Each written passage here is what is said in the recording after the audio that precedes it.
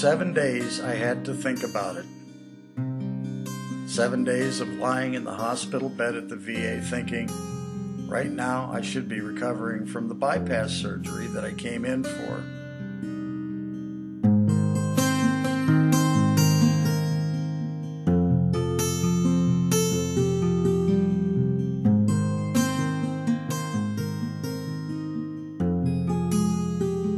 They hooked me up to a balloon pump to keep my heart beating, and sometimes I could sleep through the whooshing noise.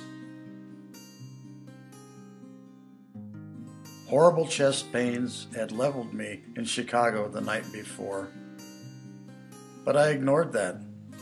Made it back to Denver on an earlier flight, began to feel better, ignored my wife's suggestion to go to the doctor, and drove to work instead.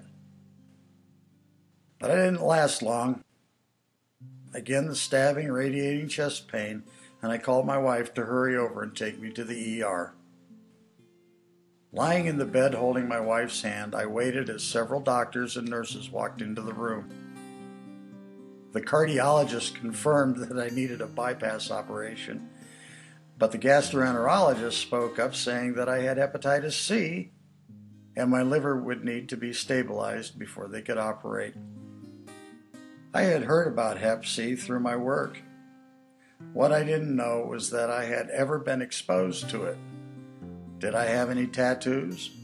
No. Had I ever been an intravenous drug user? Hell no. Had I ever had a blood transfusion?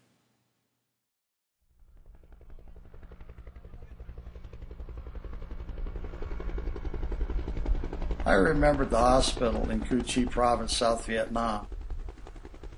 I watched as they washed blood down the floor drain from all the operations going on at the same time. They hooked me up to an IV, and one of the bags was my blood transfusion. I know now that they didn't have much information about Hep C at that time. It didn't even have a name until 1991. So this had been destroying my liver for 36 years. And all that time I was clueless. I hadn't had one single symptom. I'll never forget the day of my liver transplant.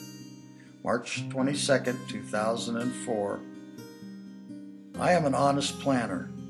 I wanted to know what my chance of surviving the operation was. The doctor said that I had a 30% chance.